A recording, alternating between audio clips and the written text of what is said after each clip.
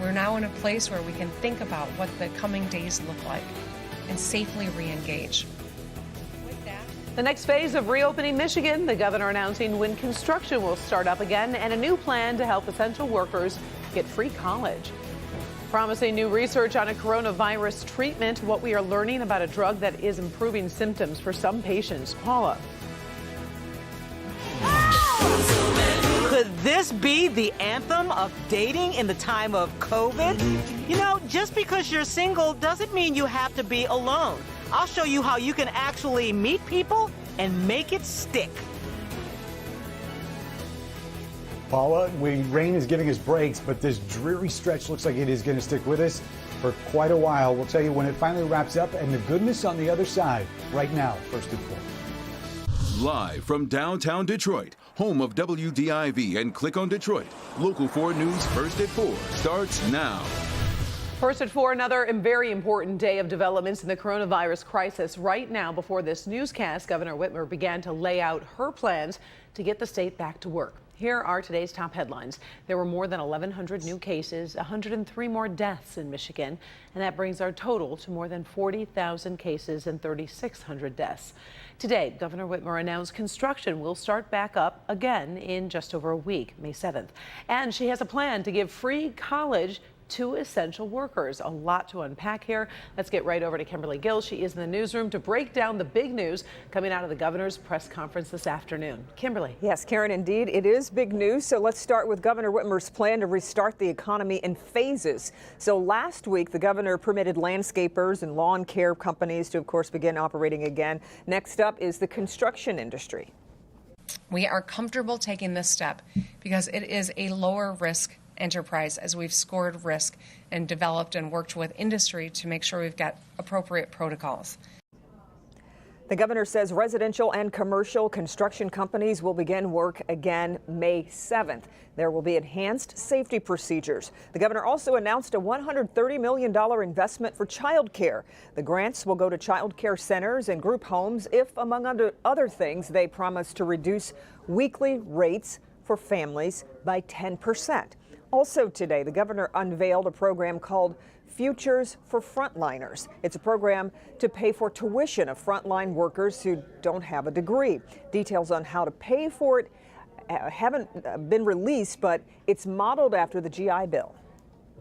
Historically, when Americans put their lives on the line to defend the rest of us from a foreign enemy, we have shown our gratitude by giving them educational opportunities to improve their lives. Our enemy in this instance. And this all comes as the legislature meets today to consider the governor's request to extend her emergency declaration. Karen, our Rod Maloney is in Lansing, and we'll have the fight brewing there at the Capitol coming up on the news at 5. Until then, we'll send it back to you. All right, we'll see you then. Thanks, Kim. Sure. At his daily briefing, Mayor Mike Duggan announced his plans to restart construction in Detroit. The mayor says partnering with contractors to keep workers safe is his first priority. All 16 contractors have come back and said to us, we want to keep our workers safe. We'll eat the extra costs. We're going forward. And so we're issuing notices to proceed to all 16 contractors.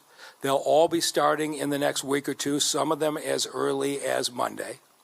The mayor also says 200 workers from Detroit Public Works will be back on the job next week to begin road resurfacing. There is some promising news today about an experimental coronavirus drug. It's called remdesivir and was originally designated to treat Ebola. The new randomized placebo-controlled study finds it reduced recovery time in patients by 31%. Today, Dr. Anthony Fauci said mortality rates also trended down. He acknowledged that while it is still early, there is reason to be optimistic. That the data shows that remdesivir has a clear-cut, significant positive effect in diminishing the time to recovery. This is really quite important for a number of reasons, and I'll give you the data. It's highly significant. If you look at the time to recovery being shorter in the remdesivir arm, it was 11 days compared to 15 days. The FDA is expected to grant the drug emergency use authorization as early as today. Ads for COVID-19 antibody tests are popping up everywhere, targeting people wondering if they may have had the virus and not realized it. Well, now Congress is demanding more oversight of those tests after widespread concern about their accuracy. Dr. Frank McGeorge joins us with the latest on this controversy. Doc. The FDA has unfortunately created a lot of confusion and uncertainty about these tests by allowing them to be sold without any sort of authorization. As of right now, the FDA has only verified and authorized just 8 tests. However, there are 150 antibody tests on the market in the U.S. that have not been reviewed by the FDA, and another 24 laboratories are conducting their own antibody testing, also without any FDA authorization. Now, a team of researchers in California analyzed a dozen of the tests and found 1 in 3 produced false positives more than 10% of the time. Scientists say, in general, the serum antibody tests, those are the ones that involve a blood draw, seem to be more accurate than the rapid tests that require just a finger prick. The bottom line is, most of these tests are not reliable right now, and even if you do test positive for antibodies, it's really unclear if they'll provide any immunity to the virus or how long that immunity might last. Back to you. All right, thank you, Doc. Today, word that the coronavirus has brought the country's longest economic expansion on record to a halt. The GDP fell by nearly 5%, the worst drop since 2008. Still, stocks soared on the news about the drug remdesivir. The Dow surged 605 points. This is a look at where things stand at the close. The Dow up 532. Work, school, socializing, coronavirus is really changing how we live our lives, and that includes how we date. And Aretha Franklin's song has taken on a new meaning in these times.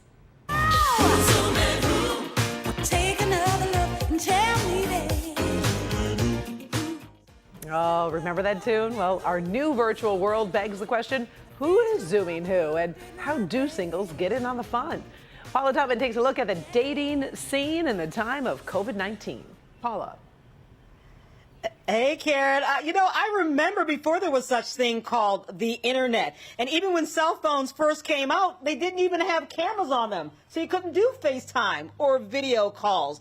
Okay, so this is technology now. I can't imagine what this would be like 10 or 20 years ago. But because of these kinds of gadgets, we don't have to be alone. These are dark days. Chris Dupre penned this song called Dark Days. It's about living in the times of COVID. He's just a guy who met a girl 2 days before the world shut down. But instead of letting distance fizzle things out, he and she continued to meet for dates. Virtually. It was really nice. It was a very creative way to get to know somebody under the circumstances. For now, gone are the days of hand-holding, that excitement you feel of meeting someone new face-to-face or experiencing that first kiss. That is, if you value your health and your life and the health of others. But just because you're single doesn't mean you can't meet. The way that I see our generation in dating is like we have been practicing social distancing since the iPhone came out. I gathered a small group of singles, Jack in his 20s, Sheila in her 50s, and this young woman who wants to go by the name Tina. She's 26.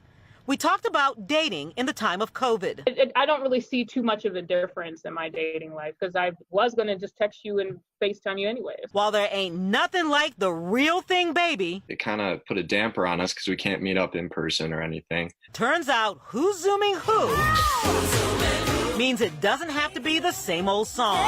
Turns out there are opportunities for even deeper connections. We have had online dates. We've gotten our drinks. We've played music. We've spent, hours on the phone. You're really getting to know the person at an emotional level more than the physical. It does really call for that, more meaningful, find out, like who you're actually talking to. NewMate is a dating site not built for COVID, but certainly made for COVID dating. On NewMate, you go on, you join, and you select the community that you want to be in. Our site is all local. So, in Detroit, you would select NewMate Detroit. In fact, because of the organic way in which singles who join can create the groups and their experiences, there is love in the air, even for parents now that school's out for the summer. One of our groups that has become my favorite during this pandemic is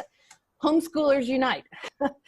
I love that we have a forum where our members can discuss their frustrations with homeschooling. I mean, honestly, you can fall in love over anything, even remote learning. Listen, here's the biggest trick, and that is getting your friends to do introductions within the group. You can still have blind Zoom dates, or if you don't have any friends who have single friends to introduce you to, then you can join these online chat groups or these Zoom groups and actually forge a deeper connection. The biggest thing is, Karen, no, it's not like being touched or touching others, but you can do it virtually and still get an even deeper connection because you get to know the person before you go, oh, baby, I'm hot for you. Oh, Paula, you always catch me off guard on that last line all the time. I love this story. I really do love the story. I've got some single friends who have been talking about this, and they're kind of frustrated. So this is a great opportunity for them to try. We appreciate it. Now's the time. That's right. Take the dive. Who's zooming who? Thanks, Paula. Taking a first look at the forecast. Sure hope you enjoyed yesterday's sunshine because, oh, man, it was gloomy out there today, and it looks like it's going to be gloomy for a bit, huh? Ben. Yeah, Karen, this is the start of a 2-day dreary stretch where we're going to be seeing pretty much more showers and clouds and just kind of not so nice stuff as we go forward into the next 36 hours, maybe a little bit less. But let's start out with 4 Live radar where it is starting to dry out, at least temporarily. You can see that line of showers is lifting north of the thumb. But don't worry, we've got more in store. We're going to be seeing a few scattered showers tonight. You can see those numbers falling from the 60s where we're at right now down into the 50s, 57 there by midnight tonight. Coming up, we will be a little bit cooler tomorrow. However, the big payoff is this weekend, and we'll take a longer look at that in just a few minutes. Karen? All right, thank you very much, Ben. You and your family may have streamed the newest Trolls movie while in quarantine, but that release is causing a major rift between one of the biggest movie makers and movie theater chains. Why AMC says it will not play movies made by Universal Studios anymore. Why a picture of a yacht is fueling new speculation about the health of North Korean leader Kim Jong-un. But first, Michigan Independent Congressman Justin Amash is exploring a run for president. Hear why he's considering entering the race as a third-party candidate.